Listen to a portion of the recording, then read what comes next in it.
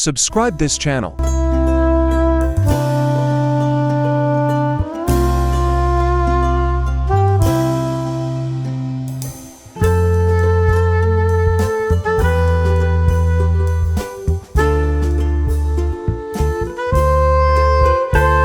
Subscribe this channel.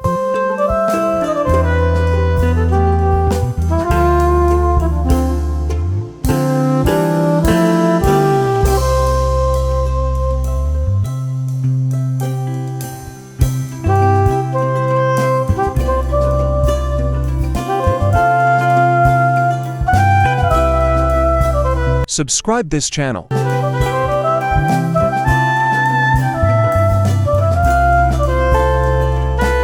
Thanks for watching. Follow for more.